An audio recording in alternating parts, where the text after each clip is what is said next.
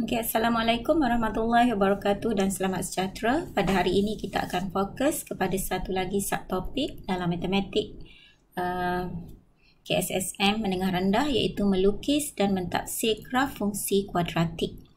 Bila kita sebut sahaja fungsi kuadratik, kita maklum bahawa kuasa tertinggi bagi X ialah 2. Y sama dengan 2X kuasa 2 tambah 3X tolak 1. Kita dapat lihat di sini kuasa tertinggi bagi X ialah 2 dan fungsi ini dikenali sebagai fungsi kuadratik. Gambar rajah ini menunjukkan bentuk graf bagi fungsi kuadratik, di mana graf kuadratik berbentuk parabola. Dan kalau kita lihat, kita ada dua jenis graf fungsi kuadratik. Yang pertama, sekiranya perkali bagi X kuasa 2 positif, kita akan dapat satu parabola ataupun mangkuk yang terbuka ke atas. Dan sekiranya perkali bagi X kuasa 2 adalah negatif, kita akan dapat satu parabola atau mangkuk yang tertutup ataupun terbalik ke bawah. Sekarang kita akan teruskan dengan melengkapkan jadual nilai bagi fungsi Y sama dengan 5 tolak 2X tolak 3X kuasa 2. Ini kuasa tertinggi adalah X kuasa 2. Dan kita dapat lihat bahawa perkali bagi X kuasa 2 adalah negatif. Jadi kita dah boleh bayangkan bahawa graf yang akan terbentuk nanti adalah mangkuk yang terbalik ke bawah. Kemudian setelah kita lengkapkan jadual nilai, kita akan lukis graf bagi fungsi tersebut menggunakan skala yang sesuai. Dan yang terakhir, kita akan tafsirkan graf berdasarkan graf yang dilukis, iaitu menentukan nilai X apabila Y sama dengan negatif 18. Kita terus kepada graf yang hendak kita lukis. Langkah yang pertama, kita akan lengkapkan jadual nilai, dan di sini ada beberapa nilai Y yang tidak diketahui, iaitu apabila X bersamaan dengan negatif 5, negatif 2, 1 dan 3. Sebenarnya dalam proses untuk kita melengkapkan jadual nilai, kita ada dua pilihan. Pertama, kita boleh kira secara manual, dan yang kedua, kita boleh menggunakan scientific calculator. Dan pada hari ini cikgu akan fokus kepada kaedah yang kedua, iaitu bagaimana kita ingin melengkapkan jadual nilai menggunakan scientific calculator. Yang pertama, kita perlu masukkan fungsi yang diberi, iaitu 5 tolak 3. Jadi kita terus kepada 5 tolak 3. Kemudian untuk masukkan nilai X, kita perlu gunakan butang alfa. So kita tekan alfa dan cari nilai X yang berwarna merah, X. Kemudian kita teruskan dengan tolak 2, tolak 2. Dan sekali lagi untuk masukkan huruf X ini, kita tekan sekali lagi alfa dan X. Dan di sini kita nampak bahawa X ni ada kuasa 2. Jadi kita tekan butang kuasa 2.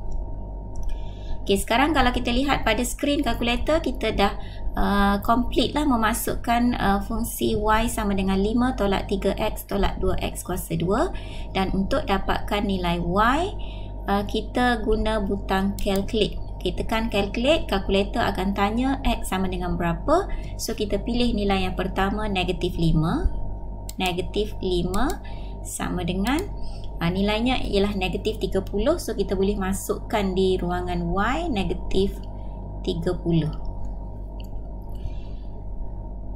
Kemudian untuk masukkan nilai X yang kedua, negatif 2, salah satu cara ialah kita boleh tekan lagi butang calculate. Jadi X sama dengan berapa? X sama dengan negatif 2 sama dengan nilainya ialah 3. Masukkan 3. Seterusnya ulang proses yang sama, calculate 1 sama dengan 0 ataupun sifar. Dan yang terakhir kita ada calculate 3. X sama dengan 3 sama dengan, dan nilainya ialah negatif 22. So sekarang kita dah selesai melengkapkan jadual nilai dan kita telah bersedia untuk melukis graf. So kita terus kepada cara melukis graf. Di bawah ini cikgu letakkan nilai nilai-nilai X dan Y yang sepadan bagi memudahkan kita membuat rujukan. Dan langkah yang pertama apabila kita nak bina graf ialah kita perlu lukis paksi X dan paksi Y. Dan amat penting di sini ialah nilai X akan menentukan kedudukan paksi Y dan nilai Y akan menentukan kedudukan paksi X. Dia terbalik ya. Okey, kalau kita lihat bagi nilai X, nilai yang paling kecil ialah negatif 5, manakala nilai yang paling besar ialah 3. Jadi nilai dia agak seimbang, nilainya juga tidak terlalu besar, dan kalau kita perhatikan bahagian negatif lebih sedikit berbanding dengan bahagian positif. Jadi paksi Y kita boleh anjakkan sedikit ke kanan. Okey, sedikit ke kanan, di mana bahagian positif ni lagi kecil berbanding dengan bahagian negatif. Kemudian kalau kita lihat pula nilai Y, nilai paling kecil ialah negatif 30, nilai yang paling besar ialah 6. So nampak dekat sini bahawa bahagian positif sedikit dan bahagian negatif banyak. Jadi kita boleh anjakkan paksi X itu ke atas. Okey. Jadi sebenarnya apabila kita dah mahir ataupun apabila kita selalu ulang melukis graf, kita akan dapat satu kemahiran macam mana kita nak letakkan paksi X dan paksi Y pada kedudukan yang betul. Okey. Kemudian untuk nilai X, nilainya agak kecil daripada negatif 5 hingga 3. Jadi kemungkinan besar kita boleh guna skala yang sesuai, iaitu 2 kepada 1. Okay, 2 kepada 1. Bermaksud 2 petak yang bersaiz 1 cm mewakili 1 unit. Okay, kita boleh masukkan nilai-nilai 1, 2, 3, 4 di sebelah kanan, dan di sebelah kiri kita ada negatif 1, negatif 2, negatif 3, negatif 4, negatif 5 dan seterusnya. Okey, bagi nilai Y pula kita dapati nilai yang paling kecil ialah negatif 30, nilai yang paling besar ialah 6. Jadi skala 2 kepada 1 tidak sesuai. Jadi cikgu syorkan untuk nilai Y kita boleh guna skala 2 kepada 5, 2 nisbah 5, di mana 2 petak tu mewakili 5 unit. Okey, kamu boleh guna skala yang sesuai, dan satu graf yang baik adalah graf yang menggunakan ruang dengan sebaik mungkin. Okey, jangan ketah graf kita besar tapi kita gunakan ruang yang terlampau kecil untuk melukis graf. Okey, so di sini satu lagi perkara yang penting apabila kita guna contoh bagi paksi X. Okey, kita nak tahu satu petak kecil ni mewakili berapa unit. Okey, di antara sifar dengan 1 ni kita ada 10 petak kecil. Jadi kita ambil 1 bahagi 10, kita dapat 0.1. Jadi setiap petak yang halus-halus ini mewakili 0.1 nilai dia. Okay, itu untuk paksi X. Dan bagi paksi Y pula, nilai dia 5, dan di antara sifar dengan 5 ini kita ada 10 petak kecil. Jadi kalau kita ambil 5 bahagi 10, kita dapat 0.5. Maksudnya setiap satu petak yang kecil itu mewakili 0.5. So kalau 2 petak kecil akan mewakili 1 unit. 0.5 darab 2 bersamaan dengan 1. Okey, jadi kesimpulannya 2 petak yang kecil ni, okey, 2 petak yang kecil ini mewakili 1 unit bagi paksi Y. So itu juga pentinglah apabila kita ingin memplot titik. Okey, selesai kita melukis paksi X dan paksi Y serta nilai-nilai pada kedua-dua paksi, kita akan plot titik. Okey, titik yang pertama ialah negatif 5, negatif 30. Okey, negatif 5 untuk X dan negatif 30 untuk Y. So kita akan dapat titik ni dekat situ. Okey, pastikan kita plot titik di tempat yang betul. Okey, di sini kita akan gunakan kemahiran dalam bab koordinat. Okey, titik yang kedua, negatif 4, negatif 15.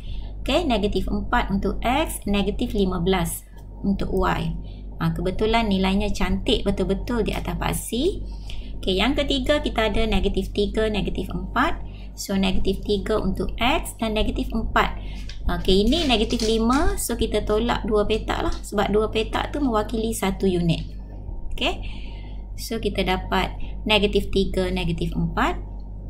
Seterusnya negatif 2, 3. Okey, negatif 2, 3. 3 bermaksud 6 petak halus. Okey, 2 petak tu 1, 2 petak lagi 1 dan 2 petak lagi 1. Jadi, okey, titik negatif 2, 3. Seterusnya ialah titik negatif 1, 6. Okey, negatif 1, ini 5 tambah lagi 2 petak kecil. So, kita dapat 6. Seterusnya, sifar 5. 5 adalah nilai Y. Okey, seterusnya kita ada satu sifar, 10. 1. Okey, 10, 1 adalah nilai pada paksi X. Kemudian kita ada 2, negatif 9. Okey, 2. Ini adalah negatif 10. Jadi negatif 9 kita tolak 2 petak. 2, negatif 9. Dan akhir sekali 3, negatif 22. Okey, negatif sini adalah negatif 20. Tambah lagi 2 petak, negatif 21. Tambah lagi 2 petak, negatif 22. Okey, itu adalah titik yang terakhir. Okey, setelah kita selesai memplot kesemua titik pada graf, kita akan lukis graf. Okey, daripada nilai X kita negatif 5 sehinggalah X3. So, apa yang penting apabila kita nak lukis graf, perkara yang paling penting ialah kita kena pastikan graf yang kita lukis itu kena ataupun bertindih dengan semua titik yang telah kita plot. Okey, dan setelah kita pastikan graf kita kena pada semua titik, barulah kita modify graf kita supaya lengkuk yang dihasilkan itu smooth, licin, cantik. Okey, untuk dapatkan graf fungsi kuadratik yang sempurna. Okey, ini adalah graf yang terhasil. Okey, kamu boleh nampaklah graf ini lengkuknya cantik, licin dan kena pada semua titik. Okey, itu yang paling penting. Okey, kemudian kita akan jawab soalan yang ketiga, iaitu soalan mentafsir graf berdasarkan graf yang kita lukis. Okey, iaitu cari nilai nilai X apabila Y sama dengan negatif 18. Okey, Y negatif 18. So, ini adalah negatif 15, tambah lagi 2 petak, negatif 16, tambah lagi 2 petak, negatif 17 dan tambah lagi 2 petak, negatif 18. Okey, kita akan buat satu garis putus-putus sepanjang Y sama dengan negatif 18 sehingga garis tersebut menyentuh graf kita di sebelah kiri dan kanan. Okey, sebaik sahaja garis putus-putus tersebut menyentuh graf, kita akan turn ke atas. Okey, sebelah kiri, kita buat sebelah kiri dulu. Turn ke atas dan kita akan nampak satu nilai X1 kat situ. Okey, kalau kita perhatikan bagi paksi X, setiap petak halus itu adalah 0.1. Jadi nilai X1 ialah negatif 4.2. Okey, negatif 4.2. Kemudian kita ada satu lagi nilai X2 di sebelah kanan. Sebaik sahaja garis putus-putus menyentuh graf, kita akan turn ke atas dan kita dapat nilai X2 dekat situ lebih kurang 2.7. Okey, lebih kurang 2.7 ataupun mungkin kamu akan dapat 2.8 dekat situ. Okey, kita akan terimalah plus minus 0.1. Okey, so sebenarnya jawapan yang kita dapat untuk nilai X1 dan X2 ini bergantung kepada ketepatan graf yang telah kita lukis.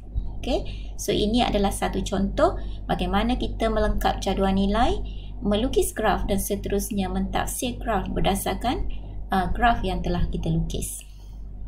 Okey, so cikgu harap kamu dapat gambaran yang jelas bagaimana untuk melengkap jadual nilai menggunakan kalkulator, bagaimana untuk melukis ataupun menentukan kedudukan paksi-paksi, bagaimana ingin memilih nilai-nilai yang sesuai pada paksi dan sebagainya. Okey, itu saja untuk kali ini, sehingga kita bertemu lagi pada video yang akan datang. Sekian, Assalamualaikum warahmatullahi wabarakatuh.